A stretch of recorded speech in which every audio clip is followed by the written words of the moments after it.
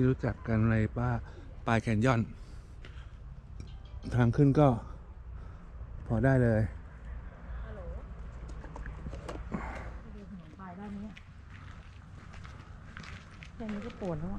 มึงสู้ใจขาด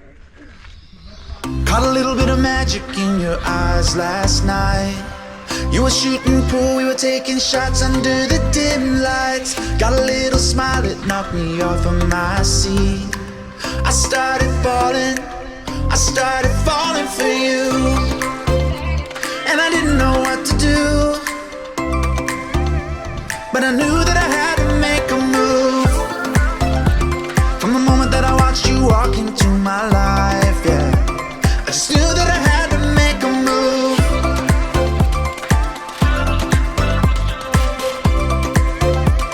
And I knew that I had to be with you.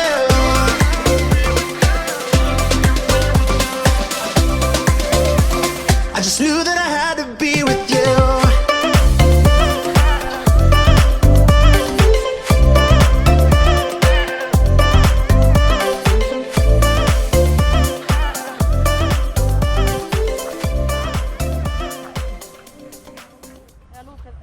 คืนนี้นะครับนี่นอนนี่เลยลานกลางเต็นท์ริมแม่น้ำปายอาหารไม่ต้องพูดถึงฮะเพราะเนี่ยอยู่ติดถนนคนเดินไม่ทำอาหารกินแล้วฮะวันนี้พักวันหนึ่งแต่ว่าเดี๋ยวเราจะไปเดินถล่มถนนคนเดินครับมีอะไรกินเราจะซื้อมากินให้หมดโอเคไหมสู้ไหมสู้นี่ครับริมแม่น้ำปายนะฮะเดี๋ยวพรุ่งนี้ตอนเช้าเดี๋ยวรีวิวให้ดูอีกทีว่าเป็นยังไงบ้างนะสุดนู่นเลยฮะริมแม่น้ำปายแล้วก็ริมถนนคนเดินนะครับ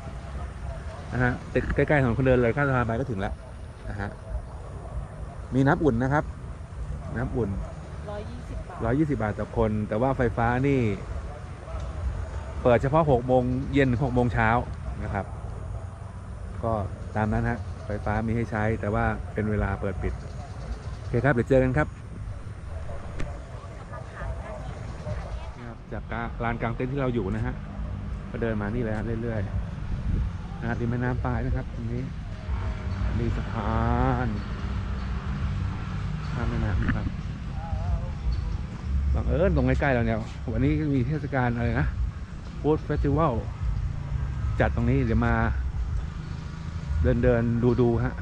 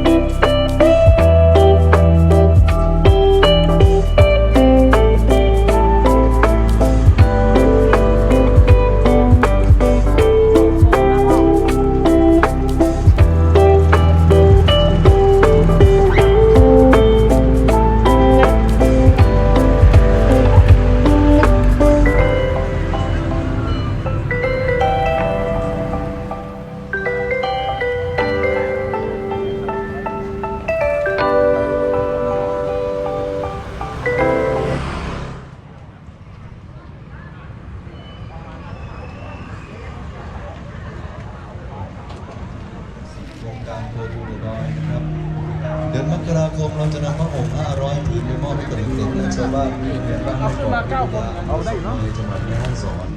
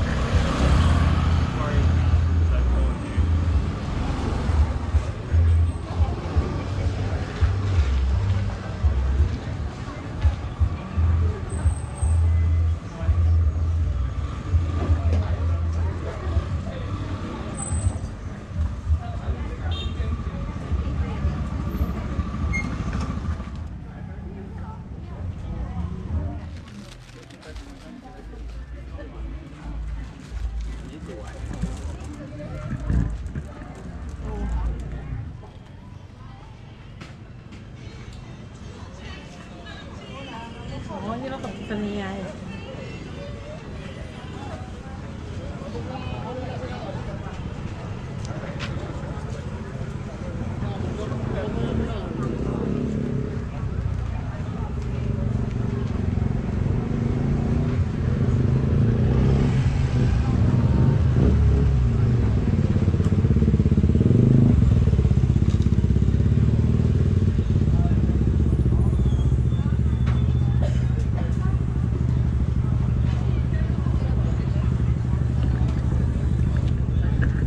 ไม่ได้อยากกินมะนาว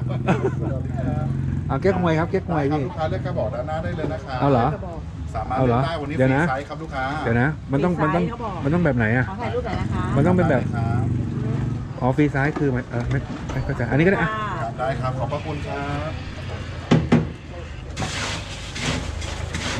ราคาเท่สุด 35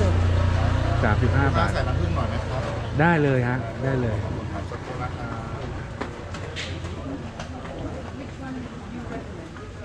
เก๊กฮวยเย็นหอมอร่อยผสมน้ำผึ้งนิดหน่อยนะครับสักครู่เดียวครับแล้วครับความหอมอร่อยที่ไม่เหมือนใครมาแล้วครับ สวัสดีครับขอบพระคุณครับ ขอบคุณครับ ผม ๆเห็นหน้านี้ป่ะพ่อไม่เคยพกตังค์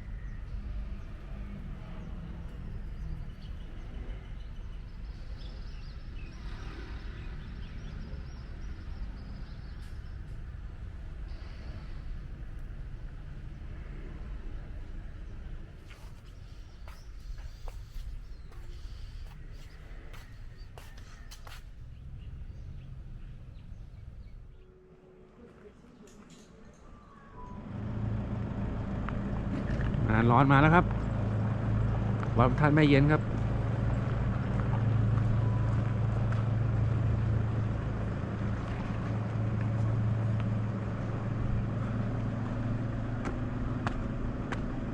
ด้วยแรงศรัทธาครับ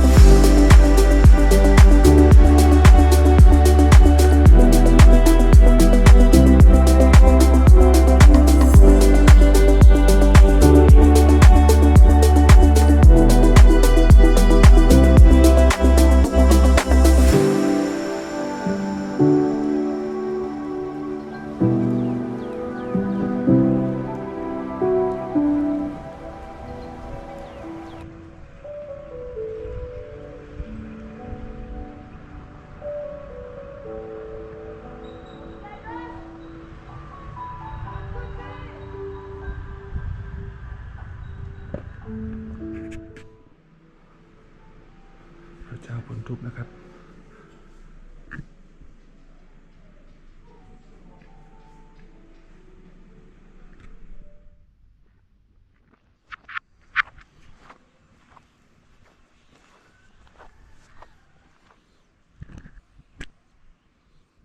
ไปยืนถ่ายรูปนิ่งไป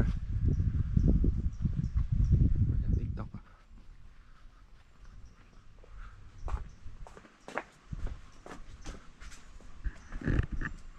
ย่ำตรงที่มีแดดแล้วมันร้อน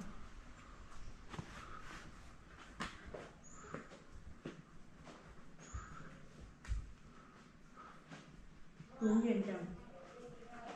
โอ้ยพื้นเย็นจังเลย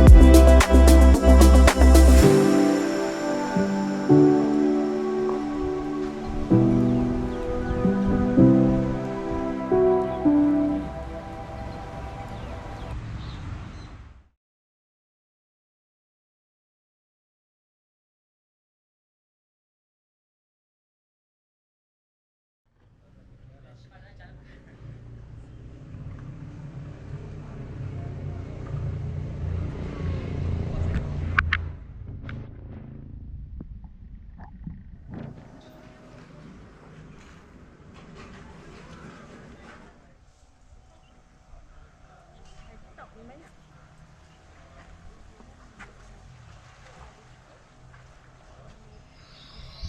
Caught a little bit of magic in your eyes last night. You were shooting pool, we were taking shots under the dim lights. Got a little smile that knocked me off of my seat. I started falling for you. And I didn't know what to do. But I knew that I had to make a move. From the moment that I watched you walk into my life, yeah. I just knew that I had to make a move.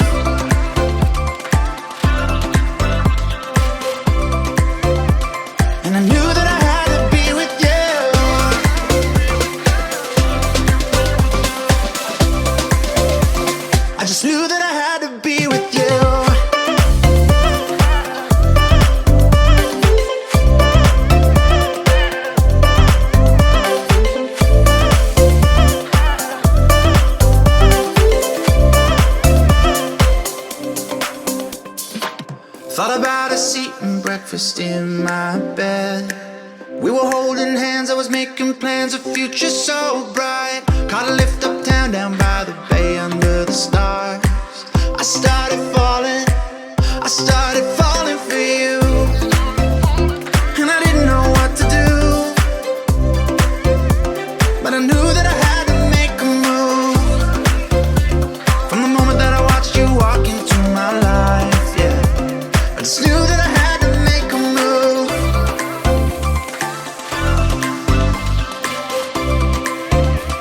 And I knew that I had to be with you.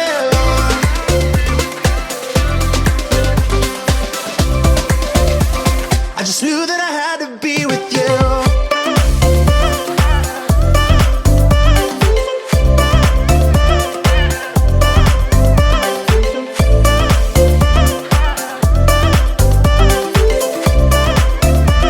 I just knew that I had to be with you.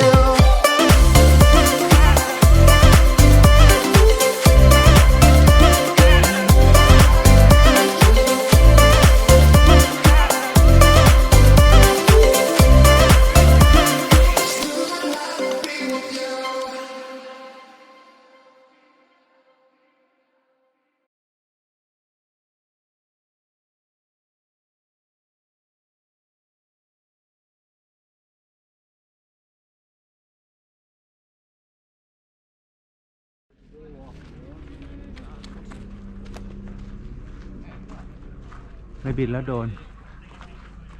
อยากจะบินนะแต่เมื่อกี้บินไปแล้ว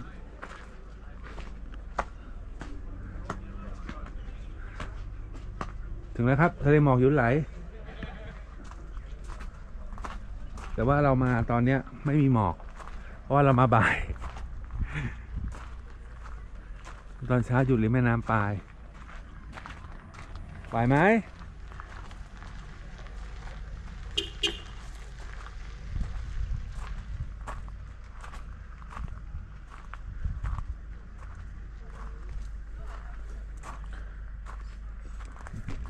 ลานกลางเต็นท์ครับนี่ฮะนี่ลานกลางเต็นท์ถ้าเรามากางเต็นท์เราก็จะมากางบริเวณนี้ถ่ายไหมโอเคเดี๋ยวค่าเข้า20 บาท คนละ20เหรอคะคนละ20就走了，天天我糟糕，这他们有他们有点接触东西是吧？你说你去公园话，这个没有，你说没有。 โอ้โน้ตไม่ขึ้นมาวันนี้ก็เหมือนมาไม่ถึงนะนู่นมีผูกอะไรบนนู้นไม่รู้